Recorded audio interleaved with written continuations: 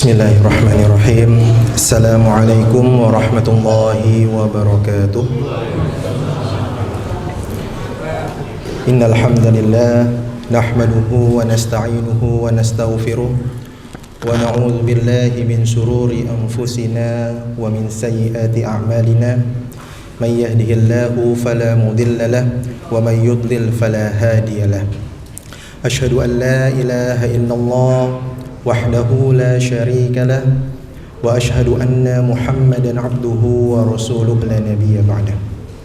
Allahumma salli wa sallim wa barik ala habibana wa syafi'ana wa maulana Muhammad wa ala alihi wa ashabihi wa man tabi'ahum bi ihsanin ila yaumil qiyamah.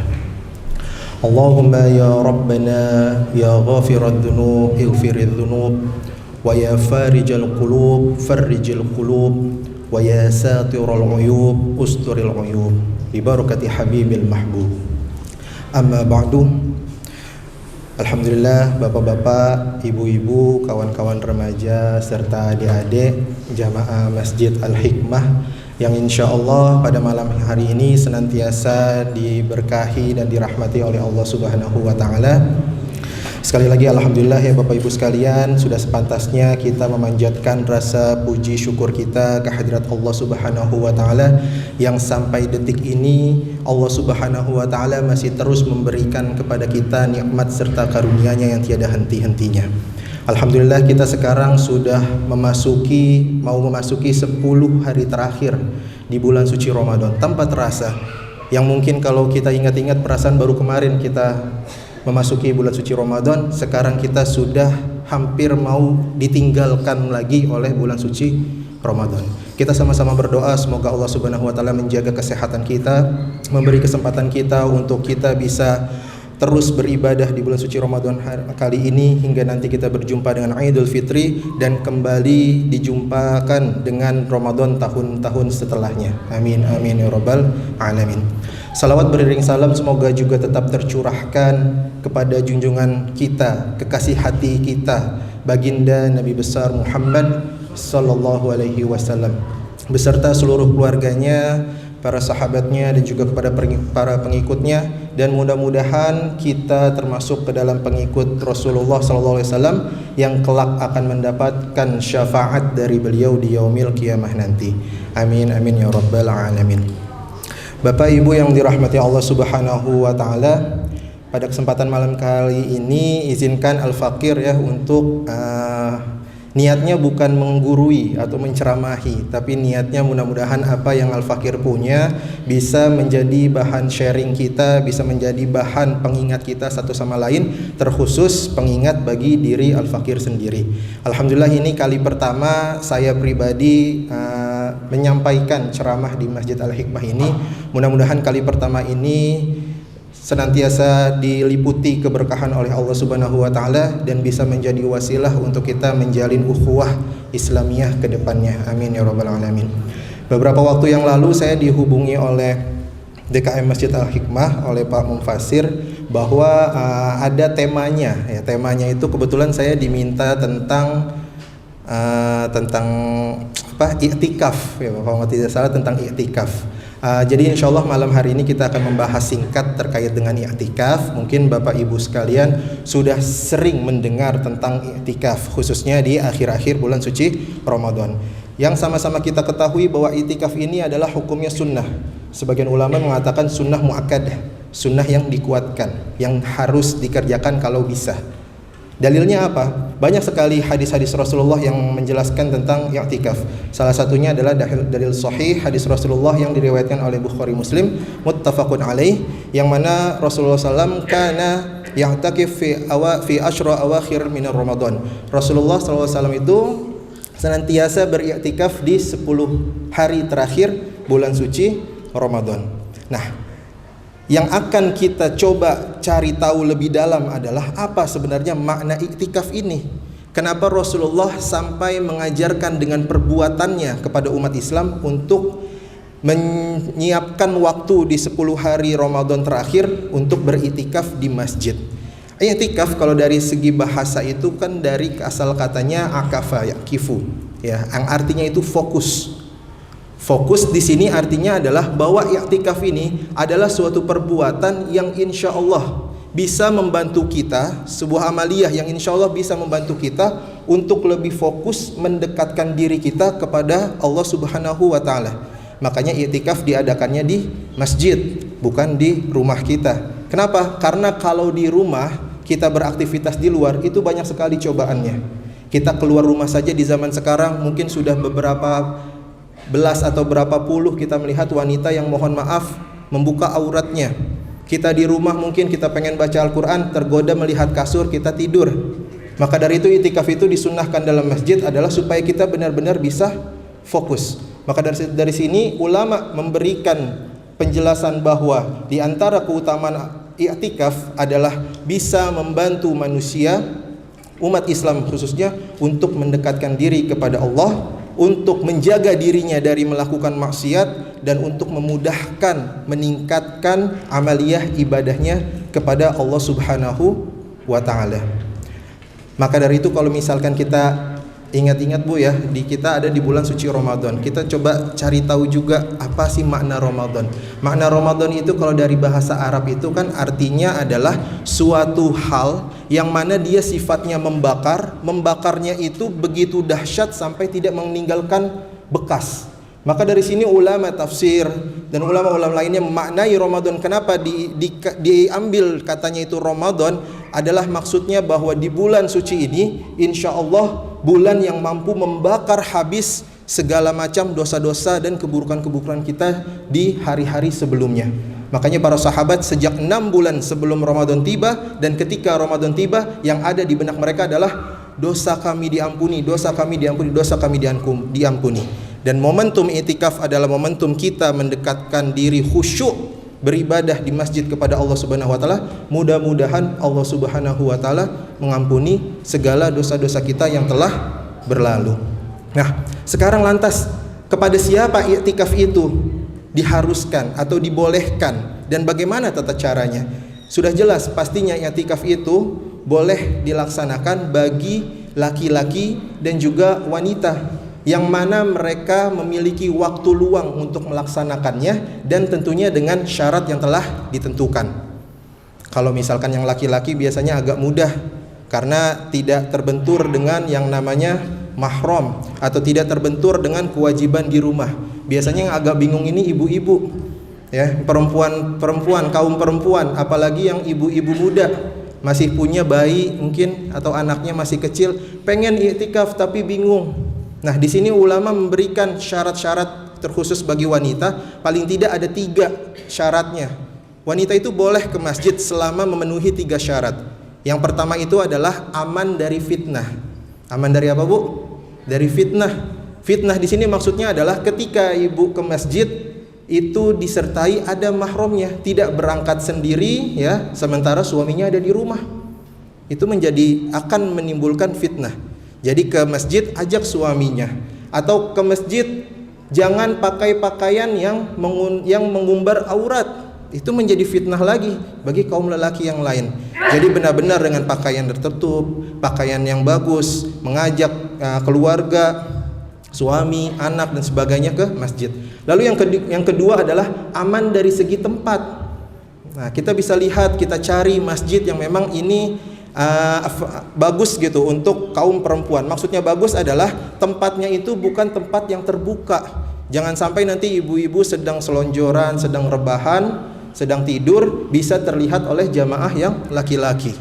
Itu syarat yang kedua, cari masjidnya yang memang tempatnya itu ada tempat khusus bagi kaum wanita. Dan yang terakhir, yang ketiga adalah tidak meninggalkan kewajiban yang ada di rumah. Jadi ketika misalkan ibu-ibu masih memiliki anak yang butuh disusui di rumah, tidak bisa dibawa ke masjid, ya lebih didahulukan untuk berada di rumah. Dan ini hikmahnya sangat besar. Ternyata kalau kita buka hadis Rasulullah, terdapat hadis yang diriwayatkan di kitab Sahih Bukhari.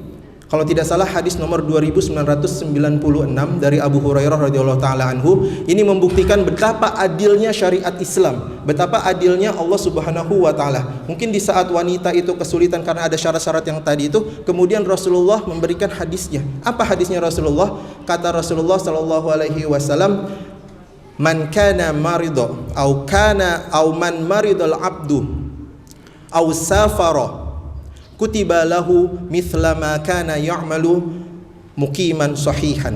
Jadi kata Rasulullah adalah ketika seorang hamba dia sudah terbiasa melakukan amal ibadah menjadi kebiasaan dia sehari-hari, kemudian dia memiliki uzur, sakit, bahkan safar, berpergian sehingga dia tidak mampu melaksanakan ibadah yang sudah menjadi rutinitasnya tersebut, maka insya Allah Allah akan tetap menulis kebaikan ibadah tersebut kepada orang tersebut meskipun dia berhalangan melaksanakannya.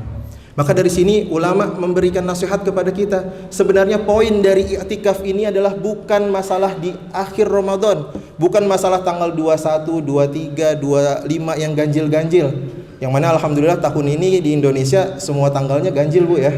Tidak ada yang genap karena Muhammadiyah itu berbeda. Jadi hari ini mungkin 21, besok mungkin tetap ganjil dengan dengan pemerintah dan sebagainya. Dan bukan di situ. Yang jadi titiknya adalah bahwa kita dianjurkan untuk senantiasa menghidupi malam-malam Ramadan kita. Kita senantiasa menghidupi ibadah-ibadah kita. Agar apa? Agar ketika misalkan ibu-ibu berhalangan sholat tarawih, tapi karena tarawihnya itu sudah menjadi rutinitas, insya Allah Allah Subhanahu Wa Taala tetap menghitung ibu-ibu tetap sholat tarawih.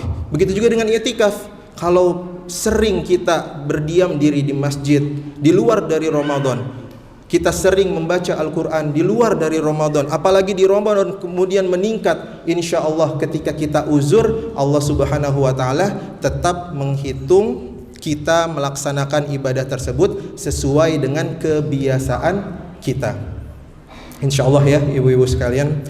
Jadi ini garis besarnya yang diajarkan oleh Rasulullah dan Allah Subhanahu Wa Taala. Maka dari itu ketika bulan suci Ramadan ini dan di akhir 10 akhir terakhir ini, kita dianjurkan untuk fokus pada beberapa hal. Paling tidak itu ada 5 yang akan saya sampaikan terkait dengan apa yang harus kita fokuskan di 10 akhir Ramadan ini. Terlepas dari masalah i'tikaf tadi, menyambung sedikit sebelum masuk ke dalam 5 hal tadi, di hadis riwayat Imam Muslim, dahulu kala sudah ada pertanyaan yang timbul, yang muncul dari kaum wanita Ansor kepada Rasulullah. Jadi ada wanita Ansor yang bertanya kepada Rasulullah, "Wahai Rasulullah, mengapa kaum laki-laki itu terlihat lebih enak daripada kaum wanita? Kaum laki-laki mau pergi umroh tinggal berangkat umroh, nggak pakai mahram. Mau i'tikaf tinggal i'tikaf ke masjid. Mau kemanapun tinggal jalan aja. Berbeda dengan wanita." Apa jawaban Rasulullah ketika ditanya oleh wanita Ansor ini? Rasulullah mengatakan bahwa ini pertanyaan yang begitu bagus, yang mana para sahabat mungkin belum kepikiran dengan pertanyaan itu. Lantas Rasulullah mengatakan, sampaikan kepada kawan-kawanmu. Artinya di sini Rasulullah tahu bahwa pertanyaan ini bukan hanya dari satu wanita ini, tapi wanita ini sudah rembukan dengan jamaah wanita-wanita yang lain. Jadi sampaikan kepada kawan-kawanmu sesama wanita bahwa selama engkau ridho, engkau mendukung apa yang dilakukan oleh suamimu, niscaya engkau akan tetap mendapatkan pahala seperti yang dilakukan oleh suamimu. Jadi ibu-ibu, misalkan ada suaminya ingin berangkat ke masjid untuk i'tikaf, ibu kebetulan ada uzur, harus di rumah menjaga anak bayi atau uzur yang lain, dukung suaminya, siapkan perbekalannya, doakan yang terbaik, insya Allah ibu juga akan mendapatkan pahala seperti yang dilakukan oleh suami ibu di masjid. Dan ini ada kisah nyatanya. Kisah nyata ini dituturkan oleh salah seorang sahabat saya. Beliau salah seorang dai. Mungkin sini sudah pada kenal semua, Ustadz Adi Hidayat. Kebetulan saya Al-Fakir bersama beliau, kita bareng-bareng di pimpinan pusat Muhammadiyah.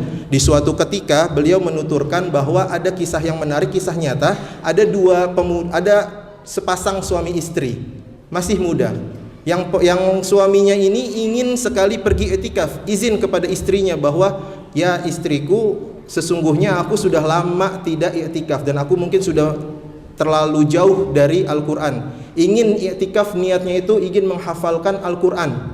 Lantas sang istri ingin pergi, tapi anaknya masih kecil, sehingga sang istri itu harus mengurus anaknya di rumah. Kemudian istri ini mendukung suaminya, menyiapkan perbekalannya, mendoakannya, suaminya pergi, dan dari lubuk hati yang paling dalam dia juga tidak mau kalah dengan suaminya. Ketika suaminya itu fokus tahfizul Quran di masjid, mudah-mudahan dia juga bisa tahfizul Quran di rumah. Singkat cerita, sampai waktu lebaran suaminya itu pulang, memberikan kabar bahagia, alhamdulillah istriku, saya telah berhasil menghafalkan 3 juz selama saya i'tikaf di masjid. Istrinya senang, tapi dalam hatinya ingin dia sampaikan kepada suaminya, tapi diurungkan karena takut mengecewakan sang suami. Apa yang ingin disampaikan? Alhamdulillah saya di rumah juga menghafalkan Quran. Dalam 10 hari terakhir ini saya sudah bisa menghafalkan 30 juz. Fadilahnya itu kita tidak tahu, Ibu. Jadi bisa jadi ibu yang ada di rumah itu mendapatkan keberkahan dan kemudahan dari Allah yang lebih daripada kaum laki-laki yang berada di masjid. Jadi tidak perlu bersedih hati, tidak perlu kecewa atau patah semangat. Dukung suami kita, dukung anak-anak kita, insya Allah kita akan mendapatkan keberkahan yang sama dari yang mereka lakukan. Nah, terakhir yang tadi saya singgung 5 hal yang mungkin bisa kita fokuskan di Ramadan ini adalah yang pertama tiada lain adalah pertama dan kedua ini, yang pertama ini berhubungan dengan amaliyah siang hari, yang kedua berhubungan dengan amaliyah malam hari, yang ketiga ini berdampingan siang dan malam. Yang siang hari sudah jelas, yang kita fokuskan adalah puasa Ramadan kita, seperti yang diwajibkan oleh Allah Subhanahu wa taala dalam surat Al-Baqarah ayat 183 dan setelahnya, bahwa bagi orang yang beriman diwajibkan berpuasa. Maka puasa ini, kata para ulama, tidak akan mampu dilaksanakan secara maksimal kecuali memang oleh mereka yang benar-benar beriman kepada Allah Subhanahu wa taala. Jadi kita muhasabah diri, kalau kita masih bolong-bolong melaksanakan puasa kita, berarti keimanan kita masih perlu dipertanyakan dan masih perlu diperkuat lagi. Yang kedua adalah yang amaliyah berhubungan dengan malam hari, yaitu adalah sholat malam, qiyamul lail, sholat tarawih, ataupun nanti di malamnya kita tambah lagi dengan qiyamul lail. Yang mana dua hal ini, baik puasa dan qiyamul lail, mendapatkan ganjaran diampuni dosa-dosanya oleh Allah Subhanahu wa taala. Man shoma ramadhana imanan wahtisaban ghufira lahu ma taqaddama min dzambi, akan diampuni dosa-dosa yang sebelumnya. Begitu juga man qama ramadhana, barang siapa yang mendirikan salat pada malam harinya imanan wahtisaban ghufira lahu ma taqaddama min dzambi, juga akan diampuni segala dosa-dosanya yang telah berlalu.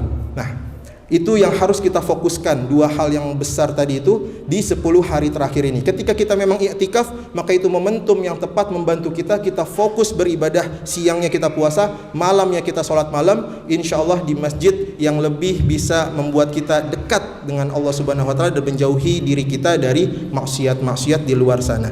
Lalu yang ketiga, yang berhubungan dengan siang dan malam itu adalah bagaimana kita memberikan harta kita untuk bersedekah di jalan Allah Subhanahu wa taala, menginfakkan harta kita di jalan Allah Subhanahu wa taala. Dan ini yang mungkin tidak semua orang bisa lakukan. Kalau sholat tadi atau puasa tadi, hampir mayoritas seluruh umat Islam mampu melaksanakan, tapi menginfakkan harta belum tentu semuanya bisa.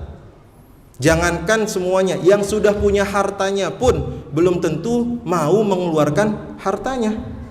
Makanya kata para ulama itu, segerakanlah atau biasakanlah diri kalian itu berinfak ketika kalian masih dalam keadaan kurang atau miskin, karena biasanya kalau sudah hartanya banyak itu sulit infaknya. Contoh sederhana, ketika kita mendapatkan rezeki 10.000, kebetulan ada kawan kita nginfakin belah 2, sarang 5.000, bisa tidak Bapak Ibu sekalian? Dengan sahabat kita bisa. Coba kita naikin lagi, kita dapatnya misal 1 juta, kita bagi 2 dengan sahabat kita 500.000. Udah mulai mikir tuh, mau gak? Padahal masih sama, setengah-setengah. Coba dinaikin lagi, kita dapat rezekinya 100 juta. bagi 2 sama sahabat kita, 50 juta, 50 juta. Itulah manusia, semakin banyak semakin sulit. Makanya ganjaran infak ini berbeda dengan ganjaran ibadah-ibadah selainnya. Misalkan dengan sholat atau ibadah-ibadah amaliyah kebaikan yang lainnya itu diganjarnya 10 kali lipat. Man jaa bil hasanati falahu asyru amsalihah, 10 kali lipat. Tapi infak, bersedekah, ganjarannya itu minimal 700. Mathalul ladzina yunfiquna amwalahum fi sabilillah kamathali habbatin ambatat sab'a sanabila fi kulli sumbulatin mi'atu habbah. Ada 7 cabang, setiap cabangnya itu 100, berarti 7 kali 100, ganjarnya 700. Tapi tidak selesai sampai di situ. Kata Allah, ini untuk yang ngitung-ngitung. Kalau ada yang ngitung-ngitung, saya dapat 700, dikasih. Infak 100 ribu dapat 700, berarti dikali aja tuh. Berapa? 70 juta ya. Ya sekian lah pokoknya. Itu dikasih. Tapi kata Allah, bagi yang ikhlas tidak menghitung-hitung, di lanjutan ayatnya, wallahu yudha'ifu limay yasha. Allah melipat gandakan sesuai kehendak Allah bagi yang dikehendaki. Jadi bisa berapapun kelipatannya. Maka dari itu, di momentum 10 Ramadan terakhir ini, kita mulai ingat kembali harta-harta kita yang bisa kita infakkan di jalan Allah Subhanahu wa ta'ala. Sahabat Rasulullah itu dari sebelum Ramadan telah menyiapkan uangnya, seperti yang riwayatnya Ibnu Abbas. Ibnu Abbas itu dalam riwayatnya mengatakan bahwa sebelum Ramadan saya menyisihkan harta saya untuk saya infakkan. Jadi bukan berapapun nominalnya, bukan nominalnya itu besar atau kecil, tapi harta itu memang telah kita siapkan untuk kita dermakan, kita infakkan di jalan Allah Subhanahu wa ta'ala. Misalkan kita cuma punya 30 ribu, tidak apa-apa. Berarti sehari kita infak 1000 dalam 30 hari, insya Allah selesai 30 ribu. Kalau bisa punya lebih banyak lagi, alhamdulillah. Dan yang keempat adalah tidak lain tidak bukan adalah kita memfokuskan diri untuk mendekatkan kepada Al-Quran. Al-Quran ini bisa kita dengan kiroah, bisa kita dengan tilawah. Agak cepat saja karena waktunya sudah mau habis. Kiroah dengan tilawah itu bedanya apa? Kiroah itu adalah kita membaca tanpa memahami ayatnya. Tilawah kita membaca dengan kita memahami, mentadaburi ayatnya. Beda, karena dari segi bahasa Arabnya juga beda. Makanya di ayat pertama ketika turun lagi itu Rasulullah masih dalam keadaan ummi, yang tidak bisa membaca dan juga tidak bisa menulis. Ayatnya berbunyi Iqra, dari kata qoro'ah, lahirlah kiro'ah, bacalah. Artinya baca aja udah, paham gak paham baca. Itu Al-Quran. Dan yang kedua, ketika sudah sampai di Madinah, itu ayatnya beda, utlu, dan turunannya nanti tilawah. Utlu ma uhiya ilaika minal kitab wa aqimis shalah innas sholata tanha 'anil fahsya'i wal munkar. Bacalah. Jadi Al-Qur'an ini kita bisa melakukan 2 hal. Yang pertama kita baca sampai khatam, yang kedua kita baca dan mentadaburinya. Dan ini sudah dicontohkan Rasulullah dalam salah satu riwayat bahwa di akhir hayatnya menghatamkan 2 kali. Mengapa hanya 2 kali di bulan suci Ramadan? Ini adalah bentuk kebaikan Rasulullah agar tidak memberatkan umatnya. Tapi kalau bisa lebih menghatamkan, misal 5 kali, 10 kali di bulan suci Ramadan, lebih baik lagi. Seperti yang dicontohkan oleh para ulama kita, salah satunya adalah Imam Asy-Syafi'i, bahwa beliau di bulan suci Ramadan menghatamkan 60 kali. Jadi di pagi hari sekali, di malam hari sekali. Nah pertanyaannya, kita sudah hatam apa belum saat ini, Bapak Ibu yang dirahmati Allah Subhanahu wa ta'ala? Jika belum, nah momentum 10 hari terakhir ini kita fokuskan lagi untuk kita mendekatkan kepada Al-Quran kita. Dan yang terakhir adalah doa. Jangan pernah lupa untuk senantiasa berdoa kepada Allah Subhanahu wa ta'ala, karena ini momentum bulan yang tadi saya katakan bahwa momentum benar-benar menghapus dosa-dosa kita. Dan ketika puasa itu salah satu waktu yang paling mustajab. Di hadisnya Rasulullah ada 3 doa yang mustajab, yaitu yang pertama adalah pemimpin yang adil, dan yang kedua adalah orang yang dizolimin, dan yang terakhir adalah orang yang puasa sampai dia berbuka. Makanya ketika berbuka diharapkan kita jangan fokus pada apa yang ada di hadapan kita, hidangan makanan-makanannya, tapi kita fokuskan di situ berdoa, minta akhirat kita, baru minta dunia kita. Dan di sini hikmahnya bahwa sekaya apapun kita, setinggi apapun jabatan kita di dunia, mungkin di sini ada yang dirut, ada yang pimpinan perusahaan, ada yang guru, atau di sini ada yang punya kekayaan banyak. Sekaya apapun, setinggi apapun jabatannya, ketika puasa yang dicari adalah apa? Makanan berbuka. Artinya apa? Untuk mendapatkan kebahagiaan hidup di dunia ini sebenarnya adalah makanan. Jadi untuk bersyukur kepada Allah, kita tidak perlu menunggu kita mendapat jabatan yang tinggi. Kita tidak perlu menunggu kita sampai kaya raya. Bersyukur kepada Allah dimulai dari yang dekat-dekat, yaitu kita masih memiliki makanan setiap harinya. Bukankah itu yang dikatakan oleh Allah Subhanahu wa taala di Al-Qur'an, bahwa Allah Subhanahu wa taala alladzina di surat Ar-Ra'aital ladzi yukadzibu biddin fadzalikal ladzi yad'ul yatim wa la yahuddu 'ala ta'amil miskin. Oh maaf, sorry afwan, salah ayatnya. Ali ila fi Quraisy ila fihim rihlatas syita'i was shaif falyabudu rabb hadzal bait alladzi at'amahum min ju'. Allah itu tidak mengatakan bahwa Allah itu adalah zat yang akan membuat kehidupan berbangsa bernegara kalian itu adil makmur. Tidak. Allah tidak memberikan contoh ayatnya dengan Allah itu adalah zat yang akan memperbaiki kehidupan kamu, membuat kamu kaya, membuat kamu tinggi jabatannya dan sebagainya. Tidak. Allah memberikan contohnya apa? Allah adalah zat yang memberikan makanan kepada orang yang makan. Jadi kita untuk bersyukur, melatih syukur kita di bulan suci Ramadan ini. Jangan sampai di bulan suci Ramadan ini lewat begitu saja. Mungkin kita yang sekarang umurnya sudah 50 tahun, kalau kita balik di umur 10 tahun berarti sudah 40 kali Ramadan hinggap di diri kita. Kalau yang sudah 30 tahun berarti sudah 20 kali Ramadan hinggap di diri kita. Tapi jangan sampai Ramadan berlalu begitu saja, kita kembali menjadi orang yang sebelumnya masih seperti itu saja. Dan pertanyaan terakhirnya adalah, mau sampai kapan kita seperti ini? Bukankah maut bisa datang kapanpun kepada kita? Bisa jadi hari ini, bisa jadi besok, dan bisa jadi ini Ramadan terakhir kita. Semoga yang kita niatkan bersama-sama diijabah oleh Allah Subhanahu wa taala. Allah memberikan keberkahan di Ramadan kita kali ini. Allah memudahkan bagi kita yang ingin beriktikaf, mendekatkan diri kepada Allah Subhanahu wa taala. Kita bersama-sama diampuni dosa-dosanya, dan nanti selesai Ramadan, selesai Idul Fitri, kita terlahir kembali menjadi pribadi yang jauh lebih baik. Amin amin ya rabbal alamin. Mungkin ini saja yang bisa saya sampaikan. Kurang lebihnya saya mohon maaf. Kita tutup dengan melafadzkan doa bersama-sama. Subhanakallahumma wa bihamdika asyhadu an la ilaha illa anta astaghfiruka wa atubu ilaik. Terima kasih. Wassalamualaikum warahmatullahi wabarakatuh.